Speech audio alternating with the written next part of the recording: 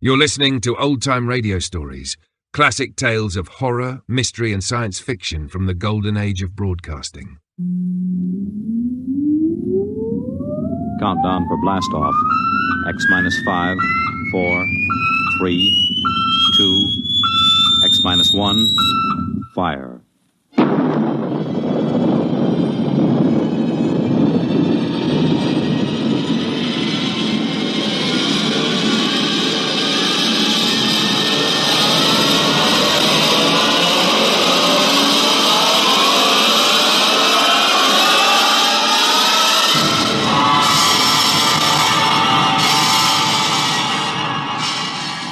From the far horizons of the unknown come transcribed tales of new dimensions in time and space. These are stories of the future, adventures in which you'll live in a million could-be years on 1,000 maybe worlds. The National Broadcasting Company, in cooperation with Street and Smith, publishers of astounding science fiction, presents X minus 1.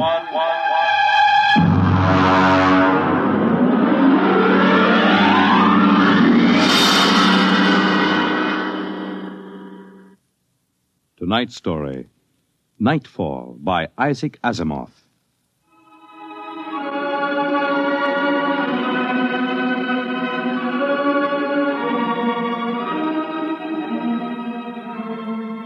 Ralph Waldo Emerson speculated, if the stars should appear one night in 1,000 years, how would man believe and adore and perceive for many generations the remembrance of the city of God? This was philosophically interesting. But on the edge of the galaxy, a planet swings on its orbit in a cluster of 6 suns. These suns hang in the sky above. Never less than 2 shine down through the entire 23.8 hours of the planet's day. The yellow light has burned down on the planet continuously, into the past, till the mind of man runneth not to the contrary.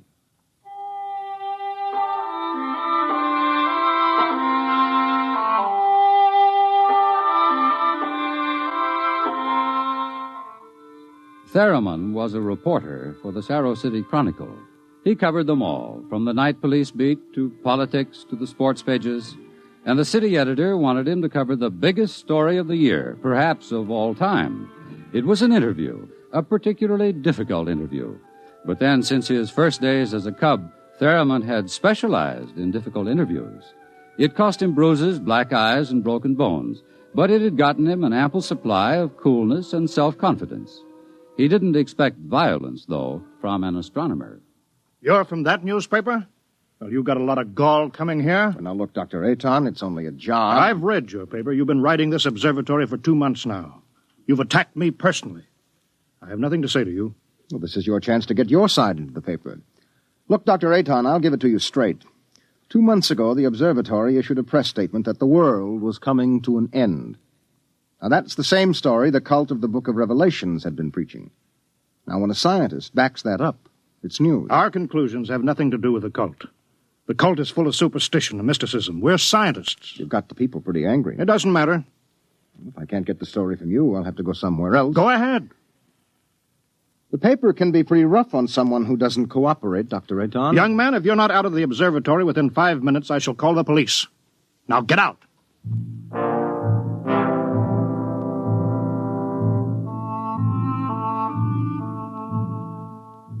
The reporter walks down the long hall from the observatory. The light filters through the high, clear-story windows, the yellow light of Gamma, the brightest of the 6 suns in the planet's sky. Beta is almost at zenith. Its red light floods the landscape to an unusual orange. The planet's sun Alpha is at the antipodes, and now as Gamma sinks below the horizon, the red dwarf sun Beta is alone, grimly alone. It's a short drive from the observatory to Sarrow City, and the red light glares from the highway. The temple of the cult stands hewn from the solid rock of the Dormite Mountains outside the city, and in the inner courtyard stands Sor, the priest of the cult.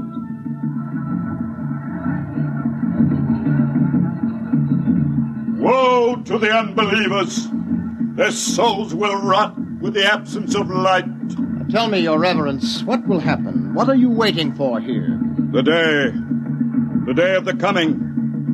It is written in the book of Revelations. It came to pass the sun Beta was alone in the sky, and the world was shrunken and cold. And men did assemble in the public squares and highways. Their minds were troubled, and their speech confused. For the souls of men awaited the coming of the stars. And the lip of the cave of darkness passed the edge of Beta, and loud were the cries of men, and there was no light on the surface of the world. And in this blackness there appeared the stars in countless numbers, and in that moment the souls of men departed from them, and their abandoned bodies became even as beasts. From the stars then reached down the heavens flame, and where it touched, the cities of the world flamed to destruction, so that of man and all the works of man naught remained. So it is written.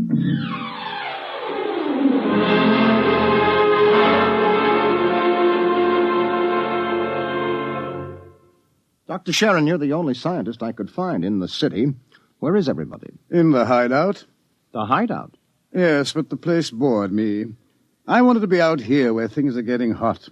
I want to see the stars the cultists are talking about. Besides, they don't want me at the hideout. I'm too scrawny to survive. What is the hideout? Well, we professors have managed to convince a few people that our prophecy of doom is valid. We've got about 3,000 people. They're supposed to hide where the darkness and the stars can't get at them. We hope they'll survive and leave the records. Survive? Survive what? Well, how true it is, I can't say, but the cultists say that every 2,050 years all the suns disappear, and there is a total darkness, and then they say things called stars appear. Of course, men go mad. They mix all this up with a lot of religio-mystic notions, but that's the central idea. But that's impossible, isn't it? I mean, there are always at least 2 suns in the sky, most of the time 4 or 5. There aren't now. Only Beta. You mean that there is going to be worldwide darkness tomorrow, that all mankind will go violently insane? What's behind that? Well, for one thing, the history of civilization of the world. We have located a series of cycles of civilizations comparable to our own, all of which, without exception, were destroyed by fire at the very height of their culture. But is there any scientific theory behind this which would explain it? Well, the University Observatory finished their calculations 2 months ago. And tomorrow there will be an eclipse of Beta so that the planet will become dark. That eclipse comes every 2,049 years. Darkness, and maybe those mysterious stars that no man has seen. And then madness and the end of civilization. And you expect to live through this at the hideout? They plan to photograph the eclipse and leave the records. And then the rest of mankind will know what to expect. Well, what is there in darkness to drive men mad? Have you ever experienced darkness, young man? Well, no, but I know what it is. It's just no light. Oh. Draw the curtain.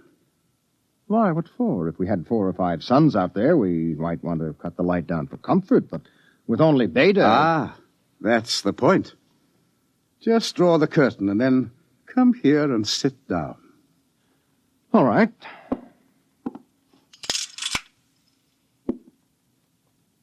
I can't see you. Feel your way. But I can't see you. I can't see anything. Do you like it?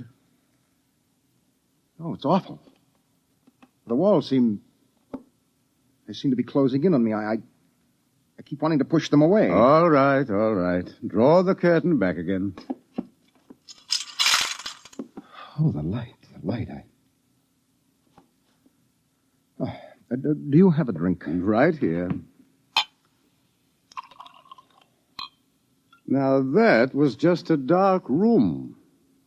Yes, but it wasn't really so bad. You're afraid? Just darkness could do that? This isn't just a metaphysical theory, young man. It's promulgated from observed data. Well, come with me. Where? The locked wall down the corridor.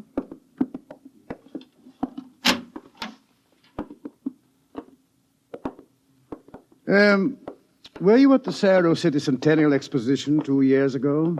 I was overseas on assignment. Well, you remember hearing about the tunnel of mystery that broke all records in the amusement area? Oh, yes. Wasn't there some fuss about that? The Anti-Vice Society had it shut down. Oh, it was shut down, all right. But the Blue Noses had nothing to do with it. That tunnel was nothing but a mile-long passage through darkness. You rode in a little car, and it took 15 minutes to get through. Oh, it was very popular while it lasted. Popular? Well, there's a fascination to be frightened when it's part of a game. Absence of light is one of the instinctive human fears. People came out of that 15 minutes of darkness shaking and half dead with fear. Weren't there some deaths? Oh, bad hearts, but that wasn't the big danger. Now, which key is this?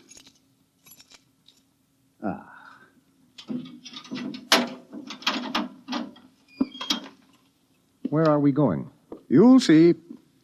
No, the heart attacks were actually good for business, but there was something else. Here, I'll show you. I want you to see somebody. Latimer. Latimer. Go away. Latimer, I want you to meet somebody. This is Mr. Theremin. No, go away. Hello? He's pushing me. Make him stop pushing me. Go away. I'm not touching him. What's wrong? Latimer is afraid, aren't you? The walls. They're falling in on me. The walls. I've got to get out. I've got to get out. Let me out. You can't go out, Latimer. It's all right. I've got to get out. Let me out. Let me out. Let me out. At sleeping period, we have to give him a shot of morphine. Otherwise, he'd bat his brains against the wall. What's wrong with him? Nothing. Nothing but 15 minutes in the darkness of the tunnel of mystery. Oh, that's impossible. 1 person out of 10 came out of the tunnel that way. That's why we had it shut down. But why should darkness do that? It's obvious men cannot exist without light. Longer periods of darkness would obviously be fatal. The scientific theory is that the consciousness of light is necessary for mental activity. Please, doctor, let me outside. Let me out, please. I can't breathe. They're pushing me. They're always pushing me. I can't stand here. Well, there you are, Theremin. That's what 15 minutes of darkness will do. Man just wasn't built to operate without light. There are always at least 2 suns in the sky, most of the time more. Just 15 minutes of darkness. Now, look out of that window. Imagine darkness everywhere. No light as far as you can see. Black. Everything black. And, stars, whatever they are. Can you conceive it? No, your mind wasn't built for that conception. When the real thing comes, you will go mad. Completely and permanently. There is no question of it. Tomorrow, there won't be a city left standing in the world. Why should the cities be destroyed? If you were in darkness, what would you want more than anything else? What would it be that every instinct would call for? Light. And how would you get light? I don't know. You'd burn something. They've got to have light. They've got to burn something. And every city in the world will go up in flames. Well, shall we go back to my office, Mr. Theremin, and have another drink?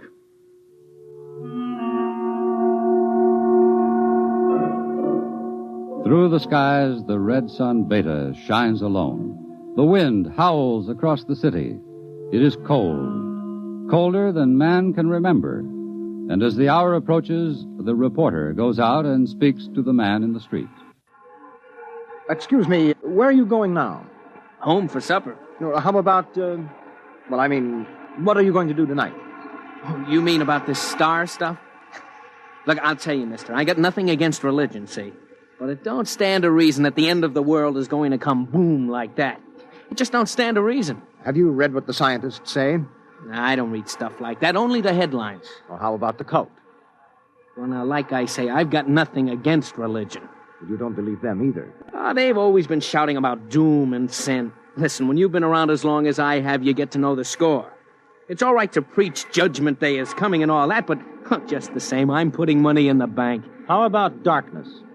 About what? How would you feel if there were no light? You crazy. How could there be no light? Well, suppose all the suns went down at once. Suppose everything was black. That's crazy. What's the use of supposing something like that? It couldn't happen. It's crazy. That's all. Thank you. Sure. Oh, look, mister, remember, pallet with 2 L's?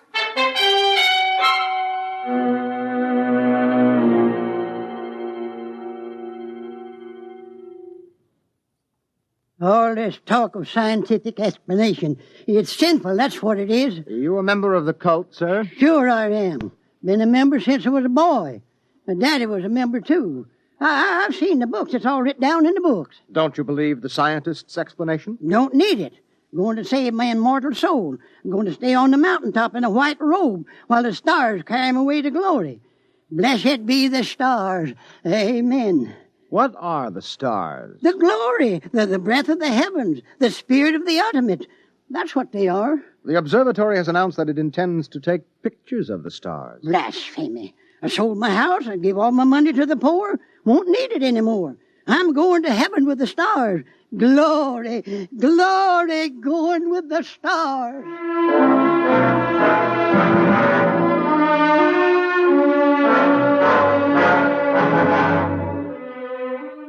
The reporter checks the stock exchange, the stores, business at a standstill.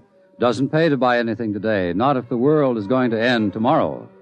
There are predictions of economic collapse in the financial section, layoffs at the factories on the edge of the city, and through the streets the people will mill and turn, unsure, crying in fear or shouting with bravado.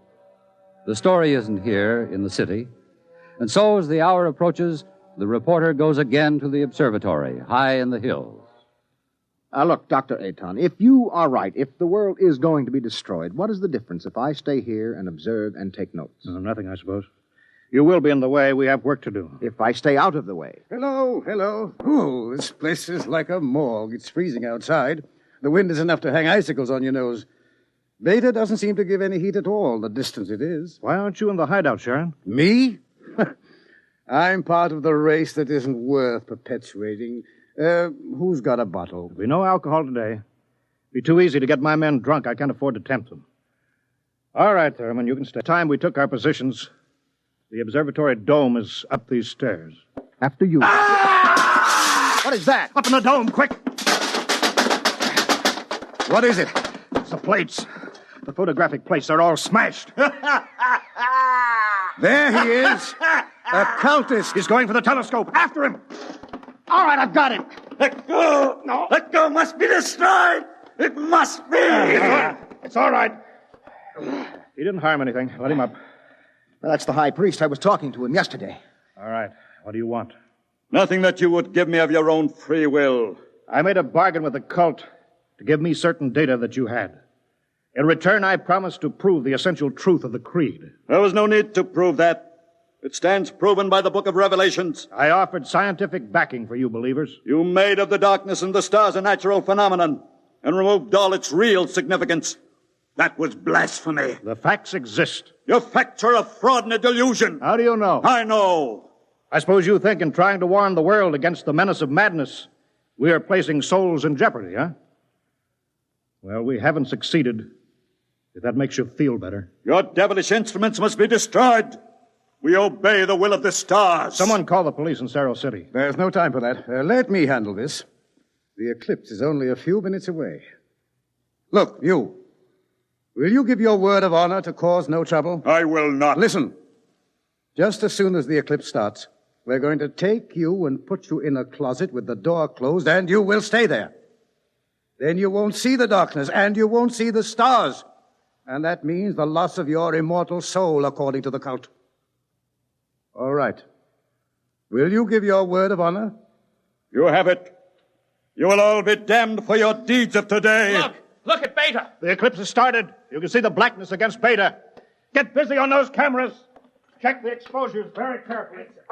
You're shaking, Mr. Ferriman. Yes, I don't feel very well. You're not losing your nerve. No, I'm just not used to it. You could probably make the hideout. I have been assigned to cover a story. I intend to cover it. Oh, professional honor? Yes. Yes. Allah sofanet radrak. Allah sofanet. What is that? The cultist. That's the book of Revelations. I don't understand it. He is chanting some old cycle language. The book of Revelations was originally written in it. There are probably 2 million people in Cerro City who are trying to join the cult. One gigantic revival. How do the cultists manage to keep the book of Revelations going from cycle to cycle if everyone goes mad? Who wrote the book? There are some people who don't see the stars. The blind, those who drink themselves into a stupor, and children, to whom the world as a whole is too new and too strange for them to be frightened at stars and darkness. They would have memories, and that, combined with the confused, incoherent babbling of the mad, formed the basis for the book of Revelations. Oh, the cult will be riding high down there in the city. I hope they make the most of it. Dr. Sharon, I just heard from the hideout on the private line. Oh, they're in trouble? They are safe, but the city is a shambles. You have no idea. Well, it'll get worse. But what are you shaking about, Dr. Ayton? How do you feel? You don't understand. The cultists are rousing the people to storm the observatory, promising them immediate entrance into grace, promising them salvation, promising them anything. How long till the total eclipse? An hour. Well, it's a gamble. It will take time to get a mob out here. If the darkness comes first, we're all right. Oh, look at Beta. It's cut in half. Half of it is black. Yes, it's getting darker. An interesting phenomenon. Oh, my collar is suddenly tight. Are you having any difficulty in breathing? No, why? Difficulty in breathing is one of the first symptoms. We have experimented. I'm cold. It seems to be getting colder. Yes, so we'd better keep our minds on something else. One of the astronomers has a theory about the stars, far away to see in the light. He developed a fantasy about a planet revolving around one sun. It's a mathematical possibility. Of course, there couldn't be any life. Part of the planet would always be dark and without light. Well, it's obvious. Without light, there can't be any life. It's time for the artificial light. We can't read the instruments. Artificial light? One of the researchers at the university worked it out. Why, it's beautiful. Yellow light. After 4 hours of red. It's beautiful. Light. Light.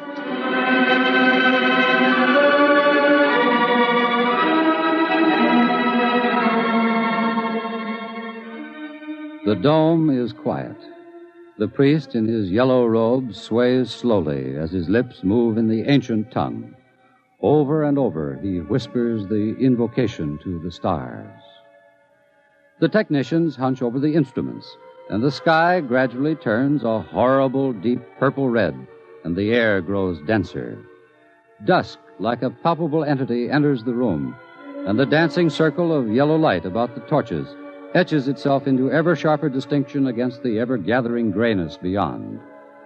Outside, Beta is a mere smoldering splendor, taking a last look at the world. The western horizon, in the direction of the city, is lost in darkness, and along the highway to the observatory surges a menacing, shadowy mass. Mob from the city, they're coming. How long till total eclipse? 15 minutes. But they'll be here in 5. We'll hold them off. Come on, Ferriman, downstairs. But there's no light down there. We have to block the door. Come on. I can't breathe. I can't go down there. Take a torch. We'll take light with us. Come on.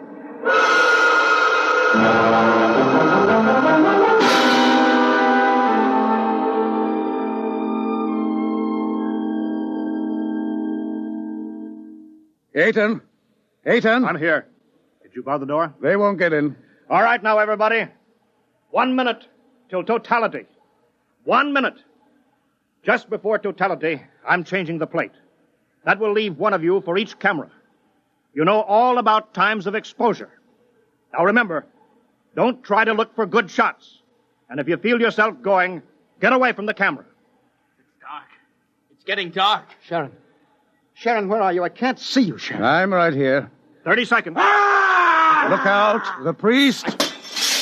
I can't see him. And the wicked shall perish, and the souls of the true believers shall be transported in glory to the stars. You can see him against the torch. Don't let him get to the From telescope. the stars there reach down a heavenly flame, and where it touched the cities of the world, flame to utter destruction. Grab him! You shall not Grab him! blaspheme! The world must be destroyed by the stars! It must be! Let me go! I'll take care of him. Stars! The stars!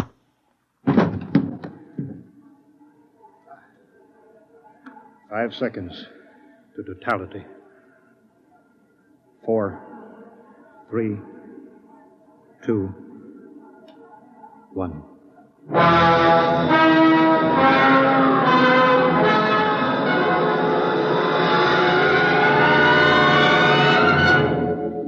The sky is black, and through it shine the stars. 30,000 minute suns shine down in a soul-searing splendor. It is more frightening in its awful indifference than the bitter wind that shivers across the horrible, cold, bleak world. The stars. The stars. The stars. Oh, no! It's dark. Dark. Dark. The walls. The walls are coming in on me. They're coming in. Light. Light. Light. Darkness. Forever. Light! And ever. And ever. Light! And the walls are breaking in. We did not know. We did not know. We did not know.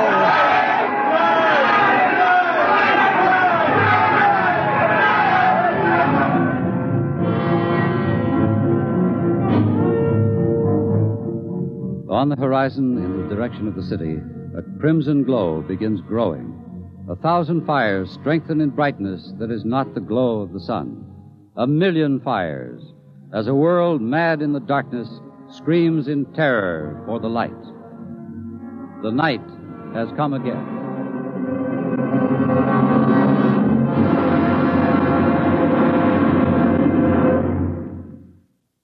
You have just heard X-1, presented by the National Broadcasting Company in cooperation with Street and Smith, publishers of astounding science fiction. Tonight, by transcription, X-1 has brought you Nightfall by Isaac Asimov, adapted for radio by Ernest Kenoy. Featured in the cast were Wendell Holmes, John Larkin, Santos Ortega, Mercer McLeod, Alan Collins, Bob Hastings, and Roy Fent. Your narrator was Floyd Mack. Fred Collins speaking. X-1 was directed by Daniel Sutter and is an NBC Radio Network production.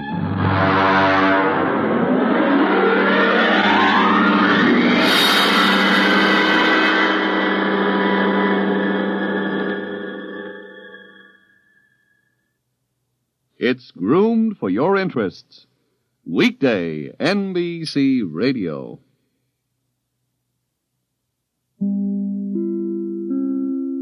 Thanks for tuning in to Old Time Radio Stories. Follow us for more timeless tales and get full video episodes plus bonus content at patreon.com/The Forbidden Knowledge Network.